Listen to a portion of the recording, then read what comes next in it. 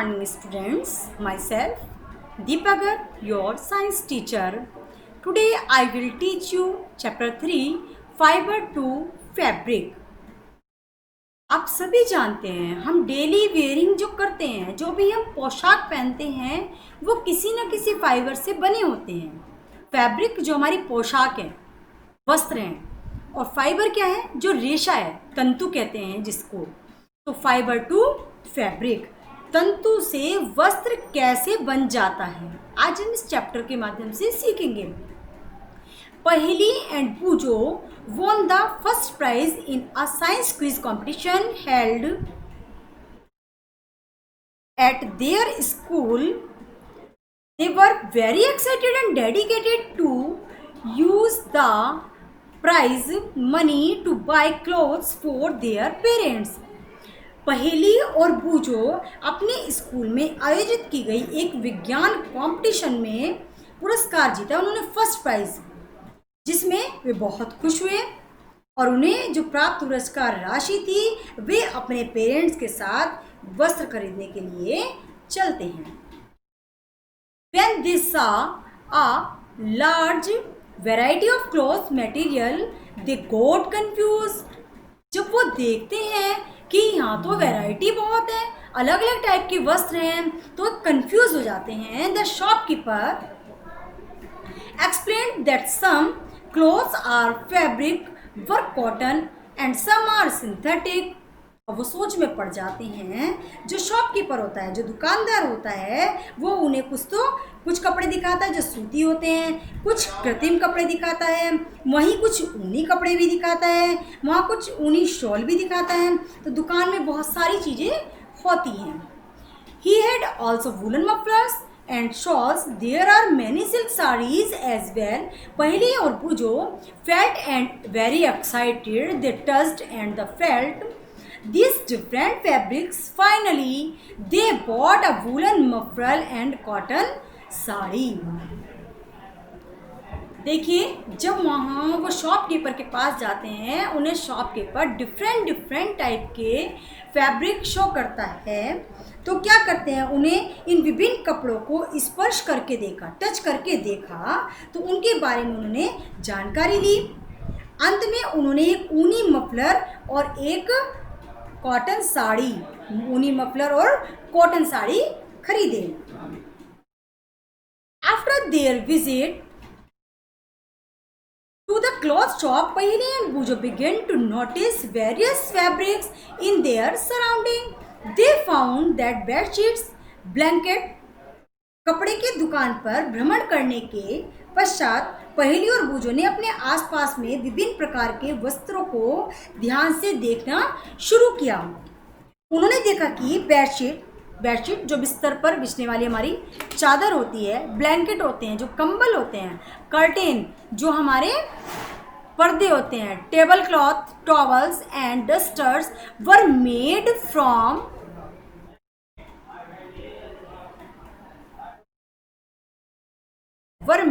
From different kinds of fabric. ये सभी चीज़ें हमारे अलग अलग तरह के फाइबर से, फैब्रिक से बनाई जाती हैं। Even their school bags and gunny bags were made from some kind of fabric. They tried to identify these fabrics as cotton, wool, silk and synthetic. Can you also identify some fabrics? जो हमारे कंबल, पर्दे, मेज पोश, तौलिए और झाड़न, duster वगैरह होते हैं, ये सभी अलग अलग कपड़ों से बनाए जाते हैं। यहाँ तक कि उनके अपने बस्ते तथा बोरे भी किसी प्रकार के वस्त्र से बने होते हैं। उन्होंने इन सभी वस्त्रों को पहचान सूती, ऊनी, रेशमी, कॉटन, वूल और सिल्क और सिंथेटिक यानी कि संश्लिष्ट कृत्रिम के रूप में की। क्या आप भी इन वस्त्रों में से कुछ की पहचान कर सकते हैं? 3.1 में आप जानेंगे, एक्टिविटी 1 है हमारी, visit a nearby tailoring shop, collect cutting of fabrics left over after stitching. आप एक किसी भी दर्जी की दुकान पर जाएंगे तो उनकी दुकान में नीचे पड़ी हुई जो कतरन होगी उसको इकट्ठा कर लीजिए। Feel and touch each piece of fabric. Now try to label some of fabrics as cotton, silk, wool or synthetic after asking for help the tailor.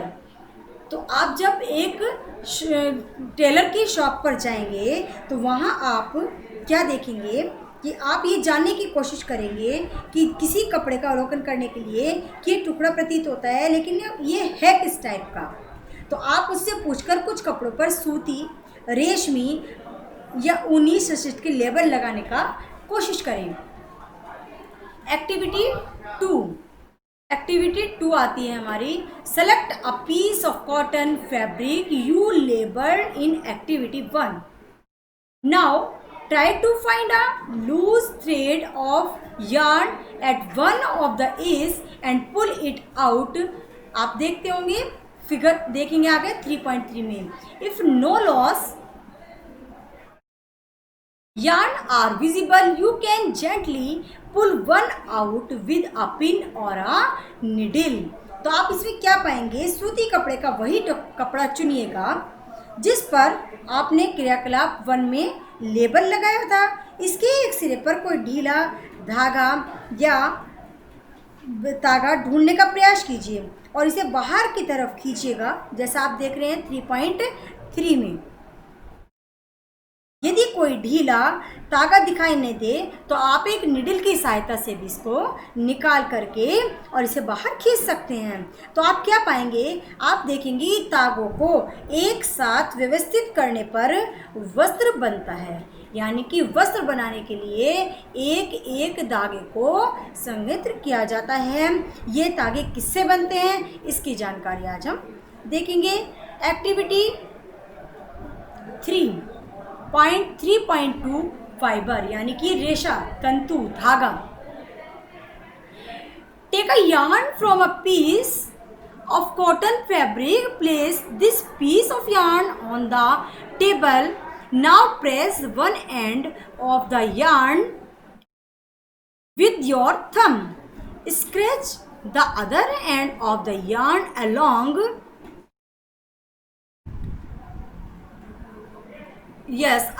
its length with your nail as shown figure। जैसा कि आप देख रहे हैं 3.4 में। Do you find that at this end the yarn split up into thin strands? देखिए, किसी सूते कपड़े के एक छोटा सा तागा बाहर निकालिए। आप तागा बाहर निकालेंगे, इस तागे के टुकड़े को मेज पर रख लीजिए। इस तागे के टुकड़े के एक सिरे को अपने अंगूठे से दबाइए। तागे के दूसरे सिरे को इसकी लंबाई के अनुदिश, जैसा कि चित्र में आप देख रहे हैं, दर्शाए अनुसार अपने नाखून से खरोचिए। क्या आप इस सिरे पर यह देखते हैं कि तागा पतली लड़ियों में विखंडित हो गया है, अलग अलग हो गया है। You might have observed something similar when you try to thread a needle. Many a time, the end of the thread is separated into a few thin strands. This makes it difficult to pass the thread through the eye of the needle. The thin strands of thread that we see are made up of still thinner strands are called fiber. सुई में तागे को पिरोने का प्रयास कीजिए। आपने ऐसा ही परीक्षण पहले भी किया होगा। कई बार तागे का सिरा कुछ पतली लड़ियों में पृथक हो जाता है और भी बारीक बारीक सा अलग अलग हो जाता है। ऐसा होने पर तागे को सुई के नाकी से गुजारना कठिन होता है। तागे की ये दिखाई देने वाली पतली लड़ियाँ भी और अधिक पतली लड़ियों से मिलकर बनी होती हैं, जिन्हें हम कहते हैं फाइबर्स, मीन्स तंतु। Fabrics are made up of yarns and yarns are further made up of fiber. Where do these fibers come from? कुछ वस्त्र तागों या धागों से मिलकर बनते हैं तथा तागे भी आगे तंतुओं से मिलकर बने होते हैं। ये तंतु कहाँ से आते हैं ये हमें जानना है। The fibers of some fabric such as cotton, jute, silk and wool are obtained from plants and animals. These are called natural fibers. कुछ वस्त्रों जैसे सूती, जूट, रेशमी तथा ऊनी के तंतु पादपों तथा जंतुओं से प्राप्त होते हैं। इन्हें प्राकृतिक तंतु कहते हैं। नेचुरल फाइबर प्राकृतिक तंतु कहते हैं। Cotton and jute are example of fibres obtained from plants. Wool and silk fibres are obtained from animal. जो हमारे रुई और पटसन यानी कि जूट पादपों से प्राप्त होने वाले तंतुओं के उदाहरण हैं। ऊन तथा रेशम जंतुओं से प्राप्त होते हैं। जंतुओं से प्राप्त होते हैं। इसे खरगोश या इसे हम खरगोश के बालों से या ऊंट के बालों से प्राप्त कर सकते हैं।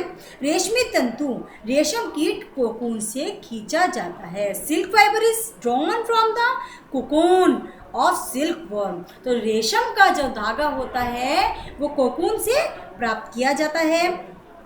For thousands of years, natural fibers were the only ones available for making fabrics. In the last 100 years or so, fibers are also made from chemicals.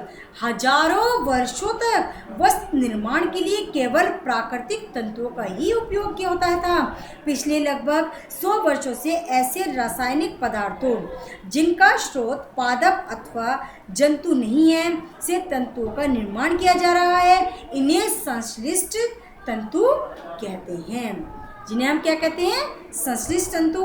Polyester, nylon और एक्रिलिक संश्लिष्ट तंतुओं के कुछ उदाहरण भी होते हैं।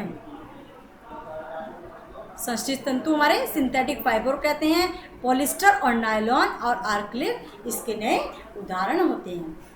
नेक्स्ट पॉइंट आता हमारा 3.3 सम प्लांट फाइबर। कुछ फाइबर हम जो प्लांट से लेते हैं, जैसे कॉटन है, कॉटन यानी रुई, उससे सूती कपड़ा बनता है। Have you ever made wicks और oil lamp? What do you use to making these wigs? This cotton wool is also used for filling mattresses, quilts and pillows. आपने देखा होगा जो हमारे घरों में यूज होने वाले कॉटन वूल से हम वस्त्र भी पहनते हैं। फीलिंग होती है मैट्रेसेस में, जो हम सर्दियों में गद्दे बिछाते हैं। क्विल्ट होती है हमारी रजाइयाँ और पिलो होते हैं हमारे तकियाँ। उन तकियों के अंदर और रजाई के अंदर और गद्दों के अंदर भी हमारी कॉटन की फीलिंग होती है। Take some cotton wool, pull it apart and look at its edge. What do you observe? The small thin strands that you see are made up of cotton fibers. कुछ रुई लीजिएगा और इसको खींच करके अलग कर लीजिएगा और इसके किनारों को ध्यान से देखिए। आपने क्या प्रेक्षण किया कि छोटी पतली लड़ियाँ जिन्हें आप देख रहे हैं कपास तंतुओं से बनी होती हैं, कॉटन से बनी होती हैं। Where does this cotton wool come from? ये ऊन कहाँ से आती है? It is grown in the field. ये मैदानों से। Cotton plants are usually grown at place having black soil and warm climate. Cotton plant हमेशा कहाँ उगते हैं? जहाँ ब्लैक सॉइल होती है, काली मिट्टी होती है, वार्म क्लाइमेट और गर्म स्थान होता है। Can you name some state of country where cotton is grown? क्या आप बता सकते हैं कुछ ऐसे देश जहाँ पर कॉटन उगाई जाती है? The fruits of the cotton plant, cotton bolls, are about the size of lemon. After matching the bolls burst open and the seeds covered with cotton fiber can be seen. Have you ever seen a cotton field that is ready for picking? It looks like a field covered with the snow. जहाँ पर रुई होती है वो स्थान बिल्कुल ऐसा लगता है जैसे कि सारे में बर्फ बिछा दी गई हो। तो साधारणतः इन कपास बालों से कपास को हस्तचयन द्वारा भी प्राप्त किया जा सकता है। आप देखेंगे कि ऐसे कपास के खेत देखे हैं जब कपास चुने जाने के लिए तैयार हो चुका है।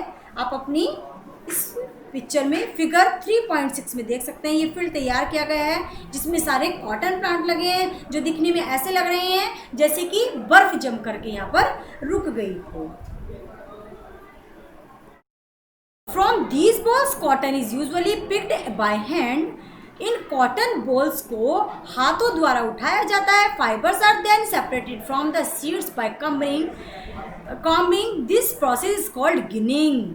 अब गिनिंग क्या है हमारा?